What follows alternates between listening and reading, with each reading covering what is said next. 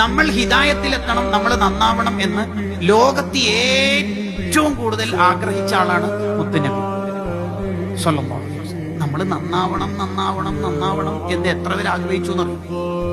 താങ്കളോട് അള്ളാഹ് എന്നെ പറഞ്ഞു, ഇത്ര റിസ്ക് എടുക്കാനൊന്നും ഞാൻ പറഞ്ഞിട്ടില്ല നബിയെ എന്ന അർത്ഥത്തിൽ അള്ളാഹ്ക്ക് എന്ത് പറയേണ്ടി വന്നു എന്നറിയാം. ലഅല്ലക ബാഖിഉൻ നഫ്സക, എന്തിനാ നബി ഇങ്ങനെ തടി നോക്കാണ്ട് പണിയെടുക്കുന്നത്? അങ്ങനെ റിസ്ക് എടുക്കാൻ ഞാൻ പറഞ്ഞിട്ടുള്ളൂ, അങ്ങനെ റിസ്ക് എടുക്കാൻ ഞാൻ പറഞ്ഞിട്ടുള്ളൂ നബി. അങ്ങനെ പറയത്തക്ക വിധത്തിൽ നമുക്ക് വേണ്ടി പ്രവർത്തിച്ച ആളാണ് മുത്തുനബി സല്ലല്ലാഹു അലൈഹി വസല്ലം. നിങ്ങളെ നോക്കൂ, നബി സല്ലല്ലാഹു അലൈഹി വസല്ലം തങ്ങൾക്ക് ജീവിതത്തിൽ ഏറ്റവും സന്തോഷം ഉണ്ടായ സന്ദർഭം ഭൂലോകത്ത് ജീവിക്കുമ്പോൾ ഏതാണെന്ന് വെച്ചാൽ അള്ളാനെ കണ്ട സന്ദർഭമാണ്. കാരണം ഒരാൾക്ക് ലോകത്ത് ഏറ്റവും കൂടുതൽ സന്തോഷം ഉണ്ടാവില്ല സ്വർഗത്തിലെത്തുമ്പോഴാണ്.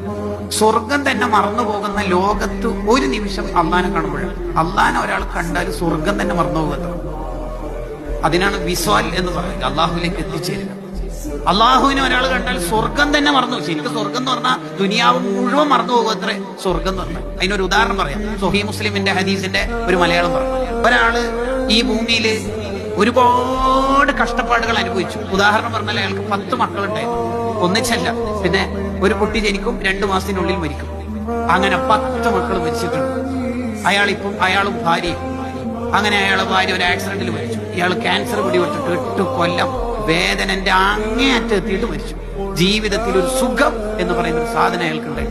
അയാളെ സ്വർഗത്തിലെത്തിച്ചാൽ സ്വർഗത്തിൽ ഫുള്ളല്ല, അയാളുടെ നാസിയത്ത് ഇവിടെ പിടിച്ചിട്ട് ജസ്റ്റ് സ്വർഗത്തിൽ ഒന്ന് മുക്കിയിട്ട് പുറത്തെടുത്തു. അയാളെ മൂക്കിന് സ്വർഗം തട്ടിയിട്ടേ ഉള്ളൂ, സ്വർഗത്തിന്റെ ഒരു ആംബിയൻസ്.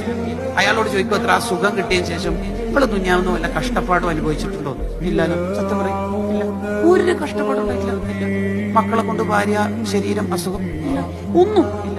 അതെ, സ്വർഗത്തിലെ 1 സെക്കൻഡിന്റെ മൈക്രോ സെക്കൻഡ് സുഖം ഇവിടെ തട്ടിയപ്പോൾ അയാൾക്ക് ഇതുവരെ അനുഭവിച്ച് മുഴുവൻ മറന്നു.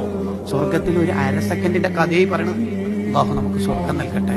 ആ സ്വർഗം മറന്നു പോകുന്ന ഒരു നിമിഷം ലോകത്തുണ്ടെങ്കിൽ അള്ളാനെ കാണുമ്പോഴാണ്. അതാണ് തങ്ങളുടെ ഹയാത്ത് കാലത്ത് ഏറ്റവും കൂടുതൽ തങ്ങൾക്ക് സന്തോഷം ഉണ്ടായത്.